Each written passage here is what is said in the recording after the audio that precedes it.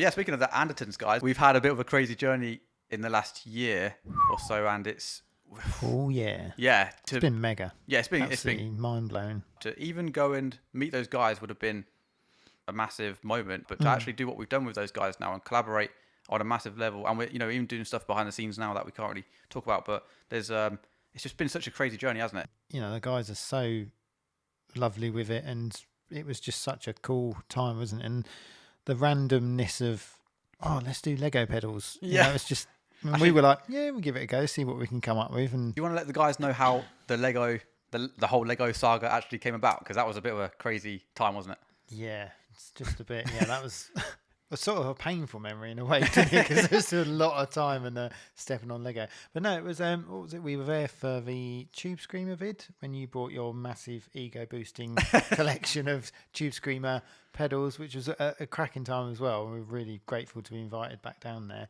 and thanks Dad for driving. But yeah, we were just chatting with Lee and Pete, and I think they had a pedal that something gave us the thought, and then Lee just randomly came out of, we should like build something crazy like Lego pedals for charity this year. And we said we might be able to help you out with that, because we've got circuits for quite a lot of cool pedals, and I used to do Lego in the past, so we give it a go, and we sort of left it like that, didn't we, of see what you come up with. That's right. So I think I got a bee in my bonnet and started looking at, because I hadn't looked at Lego for years and didn't know how many crazy shapes they actually have now of stuff. And I think I sent a sketch to you of a fuzz face, because we might as well start on the hardest one. Exactly, yeah. Round pedal. So, and it sort of went from there. And I've sort of said to Chris, I think we might be able to do this now.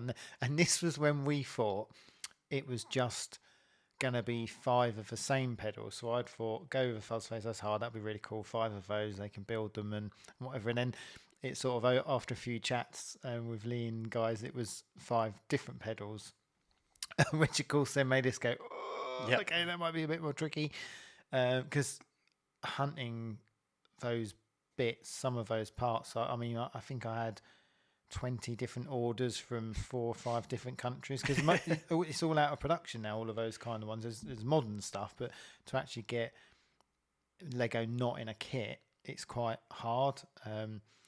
It's not when you know. Now I know. So if anyone wants some info on Lego, I'm your man. If you're going to do it again now, it'd be easy, wouldn't it? Well, not easy, but you'd know exactly what to do. Yeah, and I've got lists of all the part numbers to look for and the different variants. And I feel like it's quite a specialised topic, though. You're the fuzz face Lego guy, so you're not going to get too many inquiries, but yeah.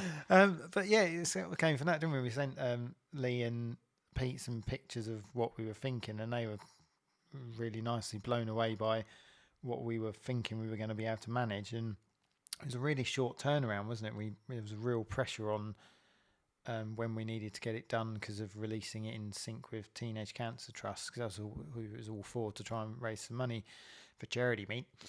And yeah, it was just a really cool project. But my kitchen got overturned with Lego everywhere, and even things like having to glue it, or we use solvent melting for it, which is what they actually use at Legoland. Well, because that was one of the things.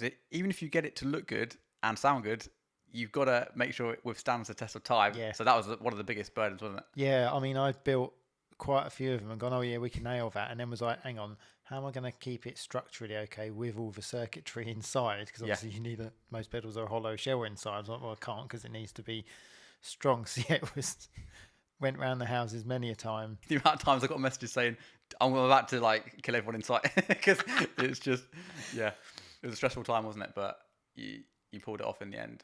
We all did in the end. Shout out to Brian as well. He put in his work as well. Yeah, exactly. There was a few late nights doing all of that, and the circuits that were literally handmade by Brian, all prototype circuits. I think we used on the Octavia one, and it was really good, because we got some lovely feedback on them and requests to build other ones as well, which it was only for those 6 that we did in the end. If anyone watching, what was there in the end? So we had a fuzz which had BC183 transistors for some old school mojo. We had a Tone Bender Mark 1, which was our sort of take on the circuit, because they can be a pain in the bum. We don't do that circuit. So we sort of recreated one using some cool transistors that we got, and we love the sound of it ourselves. So we then did a TS9 tube screamer. That was and that was the one that Pete and Lee built. So there's a video if you haven't seen it. It's brilliant.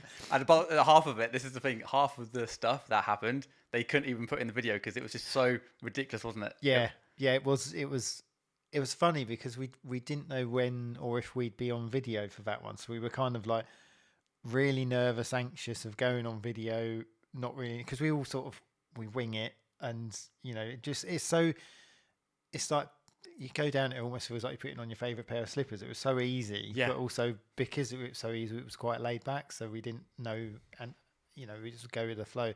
So I was in the kitchen at Anderton's studio, like melting bits of Lego while they were drilling it in the main studio. It's just hilarious. I remember seeing your face when I think Pete drilled a bit too far and something flew off, and your face was just like, oh no, I'm gonna have to fix this.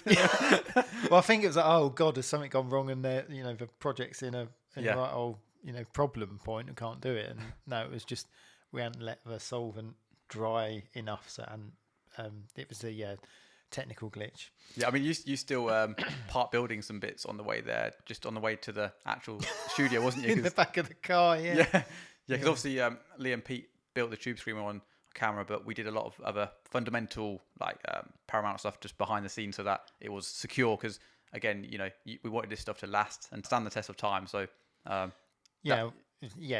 what you mean is I kind of had to take apart the tube screamer and glue it all together, wasn't it? So it was it was a crazy cool project. We're really pleased to have been involved with it. It was a good laugh. It was very stressful. Raised quite a few thousand for Teenage Cancer Trust, which was that was the net result we wanted. Yeah, that was the times of stress. We was like, no, it's for the for the cause. So we got to the tube screen. It was tangent, didn't we? So we did Fuzz, Tone Bender, Tube Screamer.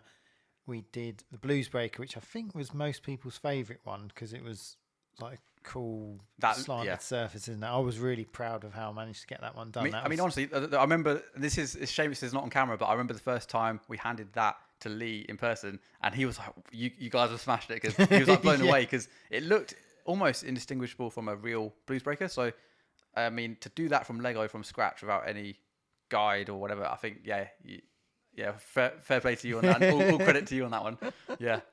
No, I was really pleased with that one, and we actually were going to buy more stuff to make me and you one to remember it by, like a secret hidden away one. But you just announced it to the world. I've kind of I think my brain was just like, I can't build anymore. Yeah, Lego pedals, and it's sat on the back burner. Yeah, that's right. Yeah, Maybe. And then we did the treble booster. That was quite a cool one. And then the final one was the number 6. Like an idiot, I'd got spare bits and just randomly put some bits together and then said to you, I think I can make an Octavian. He was like, brilliant, sold. And I was like, you idiot. In case you didn't have enough to do. Yeah. So on the trip down to Anderton's that day when we were going to film it, I was building it and trying to finish it off.